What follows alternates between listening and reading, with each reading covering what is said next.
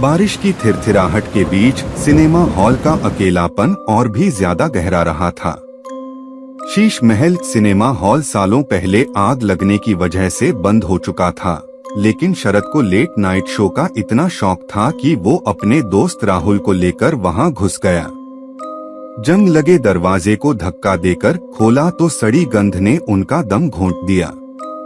अंदर टॉर्च की रोशनी में देखने पर टिकट काउंटर पर धूल जमी हुई कुर्सी खाली पड़ी थी। स्क्रीन के पीछे से एक अजीब सी आहट आई। शरद को वहां कोई होना अटपका लगा, लेकिन जिज्ञासा हावी हो गई। फटे हुए पर्दे को हटाकर वो पीछे गए। वहां प्रोजेक्टर की गुनगुनाहट के साथ एक पुरानी फिल्म चल रही थी।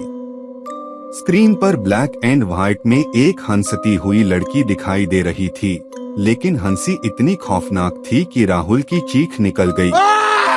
अचानक फिल्म रुक गई और स्क्रीन के अंधेरे से एक सफेद साया निकलकर उनकी तरफ बढ़ने लगा। चीखते हुए वो भागे।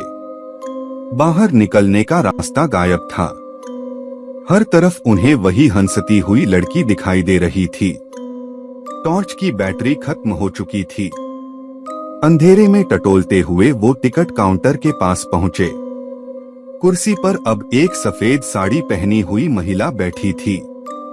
उसकी आंखें खाली थीं और चेहरे पर वही खौफनाक हंसी। उसने धीमे स्वर में कहा, आप देर से आए, अब आधी रात का शो खत्म हो चुका है। अचानक रोशनी आ गई। चौकीदार उन्हें बाहर खींचकर लाया। वो बेहोश थे। अगले दिन सिनेमा हॉल ढह चुका था। शरद और राहुल को सिर्फ इतना याद था कि आधी रात का शो देखने गए थे, बाकी सब कुछ सिर्फ एक खौफनाक सपना लगता था। लेकिन कभी कभी रात में उनकी नींद हसीना उस खौफनाक हंसी से टूट जाती थी।